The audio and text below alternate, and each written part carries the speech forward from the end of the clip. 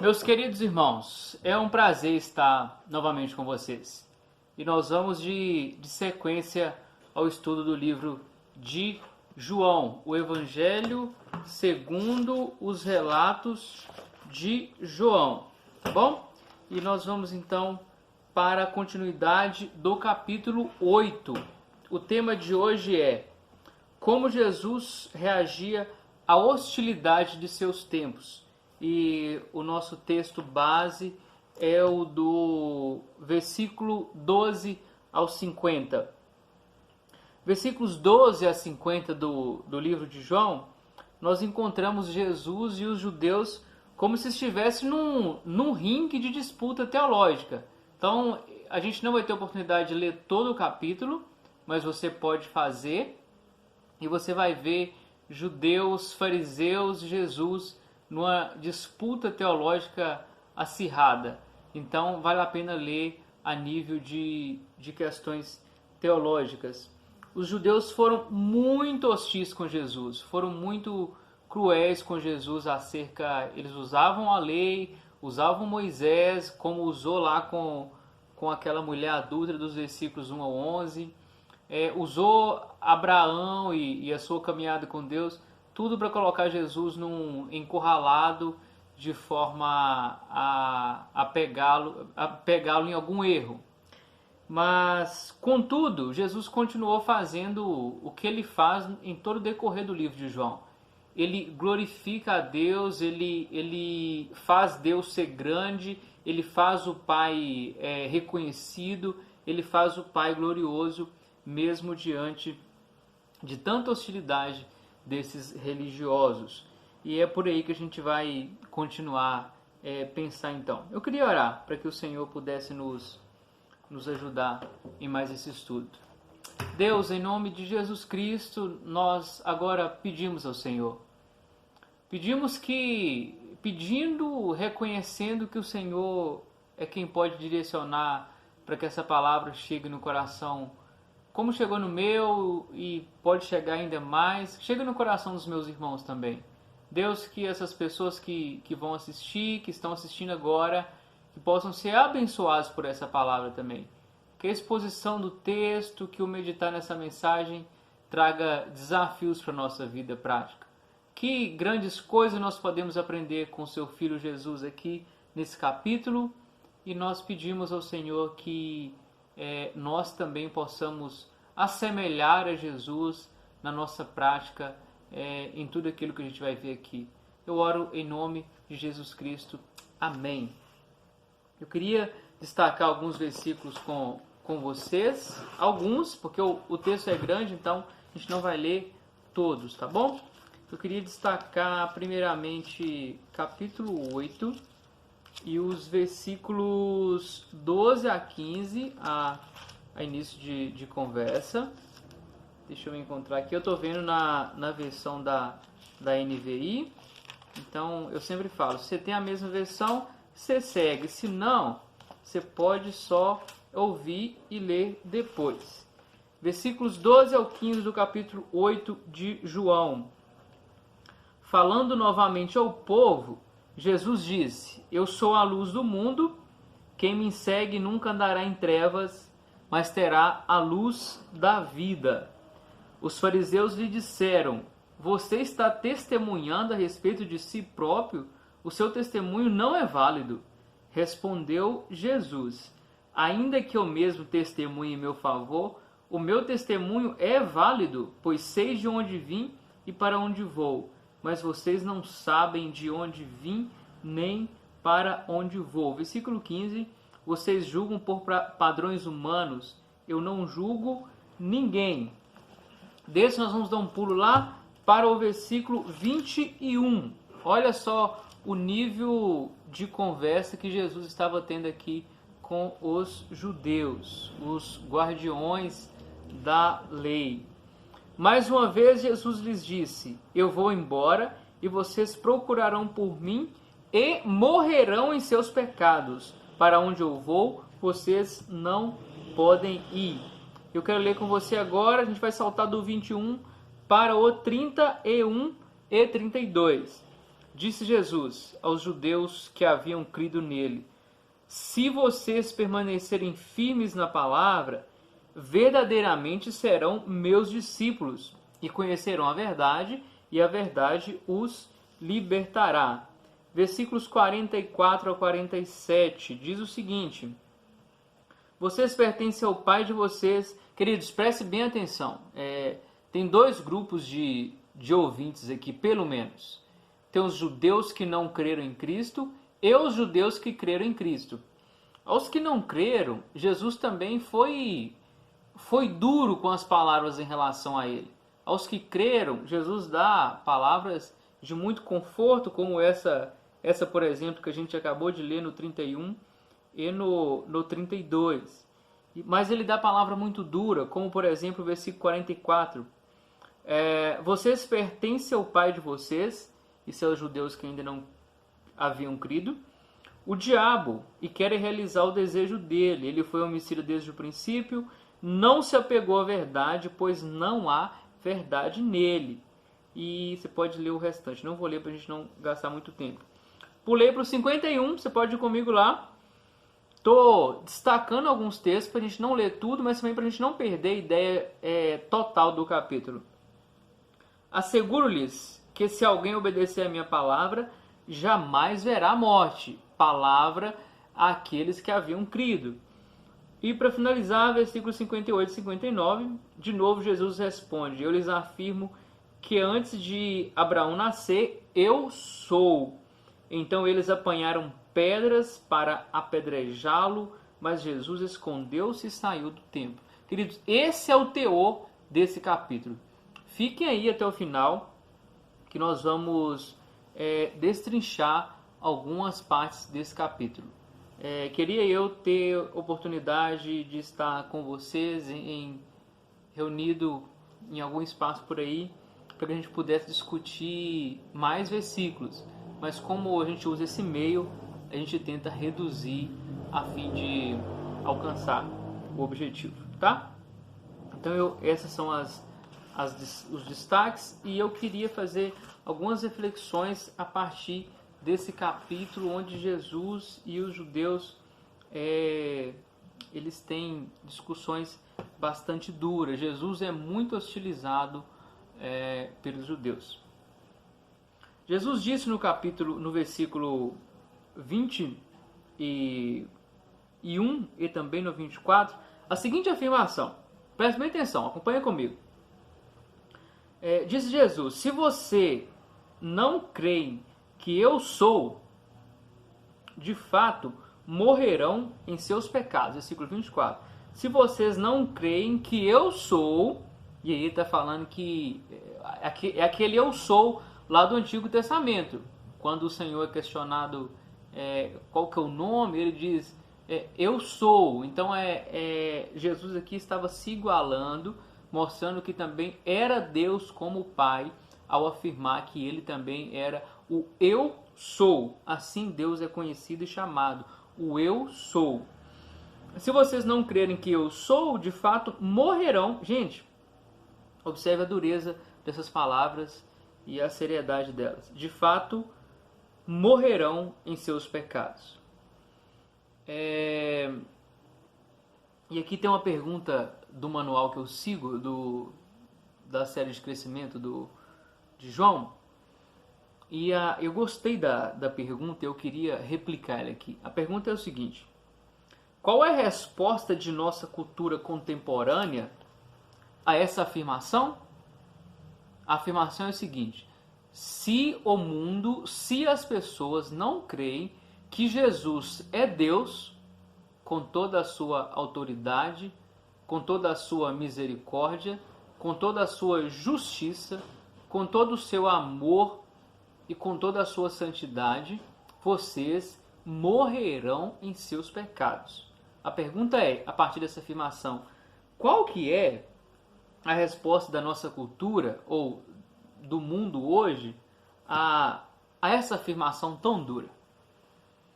O que vocês têm visto, o que vocês têm ouvido acerca da afirmação de que todos precisam se render aos pés do Senhor? Queridos, é uma aplicação pessoal, é uma preocupação que eu tenho tido ultimamente, a partir de algumas posturas que eu vejo muitas pessoas tendo em relação ao Evangelho, à pregação da palavra de salvação. Talvez a gente não viveu nenhum outro tempo onde o Evangelho é disseminado, é espalhado, é falado quanto nós temos vivido hoje. Muita coisa sobre Jesus, sobre Deus, sobre reino, o Evangelho tem sido espalhado por aí. As redes sociais, os meios de transporte e etc e tal, são todos meios propícios para a propagação do Evangelho. E então, assim, que resposta que as pessoas têm dado acerca da verdade que os pecados as condenam ao inferno e que se não conhecer Jesus como eu sou, elas irão morrer em seus pecados? E aqui eu quero dizer a você, que talvez você que me assiste não é de nenhuma igreja, não é de nenhum grupo evangélico, está apenas ouvindo, este morrer aqui não está falando de uma morte física, de um corpo que padece fisicamente porque a velhice chega, enfim, não dessa morte. Mas aqui está falando de uma morte espiritual, e a morte espiritual significa separação total e eterna de Deus, e é isso que Jesus está falando nesse contexto. Mas voltando à questão, qual tem sido a postura da sociedade ou do mundo, das pessoas, diante da afirmação de que precisa reconhecer Jesus como o eu sou? E eu tenho duas preocupações, que é a pouca seriedade com que as pessoas estão respondendo acerca de Jesus Cristo. E eu explico. As pessoas estão entendendo Deus como um Deus fofinho, um paizinho que me ama, eu amo estar com Ele, eu amo caminhar com Ele, eu amo acordar com Ele, sabe, eu acho que falta aquilo que os anjos, aquilo que Isaías coloca no livro dele, quando ele descreve qual que é a postura de um anjo diante de Deus, sabe? Eles encobriam o rosto para não ver Deus por causa do tamanho poder. Ele cobriu os pés porque os pés lembravam a terra e a terra contaminada. Então os olhos e os pés daqueles anjos que se aproximavam de Deus, eram tapados para não ferir a santidade de Deus. Reverência. Eu acho que nós não estamos tendo a reverência necessária ao Senhor. A pregação, ou Deus pregado, ou Deus entendido, é um Deus de autoajuda, é um Deus que me socorre, que dorme comigo, que amanhece comigo, é meu paizinho. Queridos, eu não tenho problema em você ter uma intimidade excepcional com Deus e chamá-lo de paizinho. Não mesmo. Jesus chama quando ele estava sendo crucificado, ele faz essa menção de pai, meu pai. E eu não tenho problema com isso. Se você tem uma intimidade grande com Deus e o chama de paizinho, eu não estou criticando isso. Mas eu estou criticando a resposta que as pessoas estão dando a Deus. Não há reverência. Ama a Deus, profere com a boca, mas o coração, a vida, a prática, a forma como usa o corpo, a forma como se importa pouco com o outro, como se importa pouco com as necessidades humanas, com o vizinho, com a cidade, não demonstra que conhece a Deus de fato. Então vira puro hipocrisia.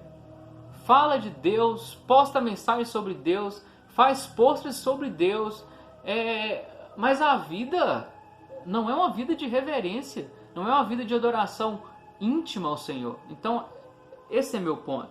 Então, a minha preocupação nem é que a sociedade está sendo hostil em relação à pregação do Evangelho. A questão estão todos aceitando, todo mundo aceitando. E não queridos, o Evangelho ele causa divisão. Não é todo mundo que aceita. Jesus nunca abria a boca e fazia todo mundo crer nele, não. Havia separação. E a nossa pregação tem produzido amiguinhos do Evangelho. Amiguinhos nossos, amiguinhos da igreja. Não é para ser amiguinhos. O Evangelho é para ir contra uma prática de vida pecaminosa e trazer mudança, e trazer renovação, e trazer vida nova. Isso não é fofo. Isso não é ser amiguinho do Evangelho. Então, queridos, cuidado quando você falar do Evangelho, falar de Jesus para alguém, e essa pessoa tem uma postura de: ai, graças a Deus que você falou, ai, Jesus é meu Senhor, é meu paizinho, não sei o que, dorme comigo, é tão bom servir Ele. Mas assim, e a vida? E o que acontece lá dentro? E a forma de cultuar com o corpo? Ah, meus queridos, eu estou preocupado e chateado com essa situação. E o segundo destaque aqui, que eu queria que você continuasse comigo mais um pouquinho, também é sobre a hostilidade dos judeus contra Jesus. Foram tantas, de várias formas. Esses homens parece que tiraram a vida para perseguir Jesus, para colocá-lo numa saia justa, para difamá-lo, enfim. E conseguiram, fez o que fez de Jesus. O ignoraram, o detestaram, viraram as costas para ele. Eles chegam no versículo 59, e também nos outros evangelhos, eles chegam a apedrejar Jesus, tentativa de morte. A hostilidade foi tão grande a ponto de querer tirar a vida de Jesus. E a partir disso eu tenho uma pergunta também para nós, e é a seguinte: você sofre alguma hostilidade em algum nível por causa da sua fé? Ou por causa da sua vida cristã? Você sofre alguma hostilidade em algum nível por causa da sua fé? E aqui eu quero só te explicar melhor, caso você já tenha visto há muito tempo, o que significa hostilidade. E hostilidade, segundo o dicionário informal, é ação ou efeito de hostilizar-se, manifestação de rivalidade e de agressividade. Hostilidade é a ação ou efeito de hostilizar-se, manifestação de rivalidade, de agressividade. Então, assim, a pergunta é: você sofre alguma hostilidade em algum nível por causa da sua fé ou da sua prática cristã? Essa é a pergunta para a gente refletir sobre ela. E, de novo, eu gostaria de remeter ao primeiro ponto, mas agora com a outra perspectiva, que no contexto Brasil, Minas e igreja local, eu acho que, eu não passo, talvez você passe em algum nível familiar, vizinho, sociedade, eu não sei, mas eu não sofro hostilidade alguma contra a minha fé, e isso me deixa desanimado de vez em quando. Eu não sei vocês, mas a nossa preocupação enquanto contexto em que nós vivemos não é de rebater ou de orar porque nós estamos sendo agredidos e tem muita rivalidade contra a nossa fé. Eu acho que a nossa preocupação enquanto cristãos, mas se não tem ninguém nos agredindo, se não tem ninguém sendo contra a nossa fé, então tá, vou ficar em casa e vou desenvolver minha vida cristã quieto, sossegado. Não, queridos, nós ainda temos um desafio e eu quero te contar sobre ele. Que o nosso maior desafio é ter um estilo de vida tão radical, eu ouso dizer isso, tão radical, que a afirmação de ser seguidor de Jesus Cristo cause impacto naqueles que não o conhecem e naqueles que diz conhecê-lo, mas que não teve a vida transformada ainda. Eu vou repetir esse argumento. A nossa preocupação ela não é em rebater hostilidade contra a nossa fé, porque, infelizmente ou felizmente, nós não temos hostilidade contra a nossa fé. Tínhamos, talvez algum tempo atrás, quando nós saímos da tradição católica e virávamos crentes, então um pouco de hostilidade, um pouco de os nossos pais ficavam chateados, nossa avó ficavam chateados. Mas e hoje? Parece que virou moda, né? Então a nossa preocupação não é revidar a hostilidade, até porque nós não temos. E sim, e mais do que nunca, ter um estilo de vida radical, e radical quer dizer radical mesmo, aquele de, se você recebeu o troco de 5 centavos a mais do que você deveria lá no supermercado, você devolve. Radical no sentido de, se alguém está falando mal contra o próximo perto de você, sai de perto, procura outro ambiente. E se você está falando, arrependamos. Radical nesse sentido. Mais do que nunca, ter um estilo de vida radical, que a afirmação eu sou crente, ou eu sou cristão, ou eu sou seguidor de Jesus Cristo, ela cause impacto para aqueles que têm pouca fé, para aqueles que não têm nenhuma, para aqueles que não creem em Jesus ainda, ou para aqueles que dizem que creram, mas não tiveram as suas vidas transformadas. Feito essas duas aplicações, então, a primeira é a falta de seriedade e de reverência com qual o evangelho é encarado. Isso é ruim, isso é péssimo, e atualmente é assim que as pessoas, no contexto brasileiro pelo menos, têm encarado o evangelho. É um oba-oba, uma modinha. E outro ponto e a outra aplicação que eu queria que você pensasse, só relembrando aqui, é que nós não temos hostilidade para combater. Nós temos aqui viver uma vida radical, a ponto das pessoas notarem em nós o Jesus que nós afirmamos ter, ou que nós afirmamos seguir. Então, fiquemos de olho para que nós não tenhamos uma vida apenas de aparência. Do Salmo 50, onde o texto bíblico condena aqueles que viviam de aparência, condena aqueles que viviam sobre os rituais, cumpria ritos,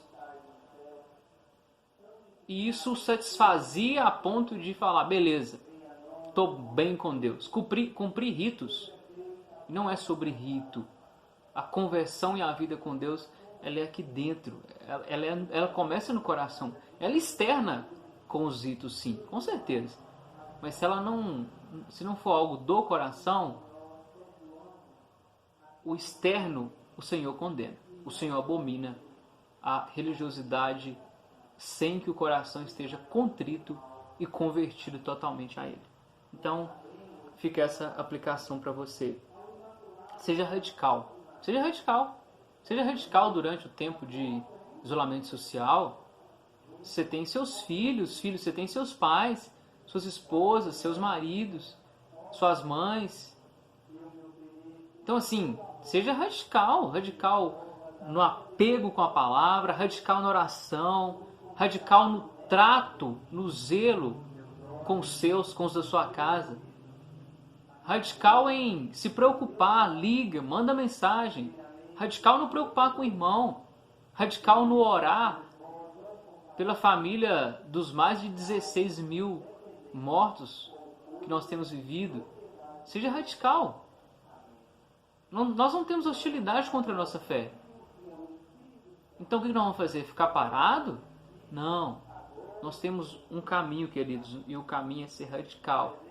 Porque só assim os de fora entenderão que o Cristo que nós seguimos é verdadeiro.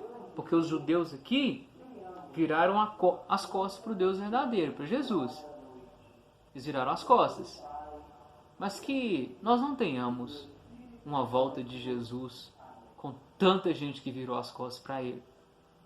E eu e você somos responsáveis por levar essas pessoas a conhecer o Deus verdadeiro, através de uma vida cristã verdadeira de fato.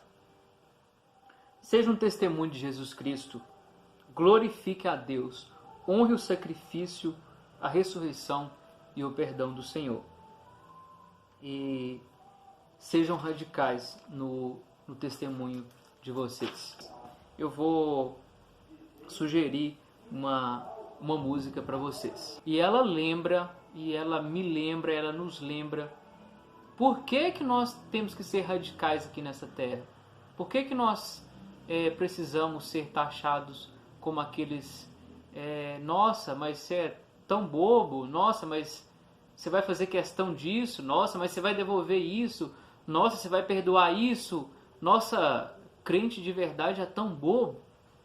Mas essa música, é lógico que é a Bíblia que nos lembra disso, mas essa música, através de uma melodia e de notas maravilhosas, nos lembra por que vale a pena padecer por causa do nome de Cristo aqui.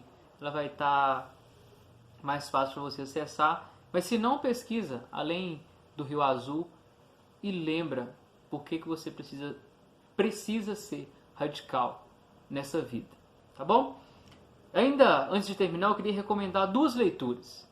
Ah, Wilson, você fala isso aí, mas quando eu tenho sim problemas para compartilhar a fé na minha família, eu tenho sim eu tenho sim hostilidade, eu tenho algum tipo de rivalidade e de perseguição para aqueles que eu tento falar de Jesus. É difícil, não é tão fácil assim como você fala. Tá, eu posso entender também. Deixe seu comentário aqui embaixo desse vídeo, me manda uma mensagem no privado também. Mas eu queria recomendar 2 leituras para você recomendar aqueles que são hostis à fé em Cristo Jesus. O primeiro é do C.S. Lewis, Cristianismo Puro e Simples. Então ele trabalha questões acerca do cristianismo genuíno. E outra leitura é do John Stott, que também se chama Cristianismo Básico. 2 livros, Cristianismo Puro e Simples, Cristianismo Básico. Querido e querida, Deus te abençoe e que você tenha uma semana abençoada, ou um fim de semana abençoado com o Senhor. Seja radical, glorifique a Cristo com toda a sua vida. Amém. Deus abençoe.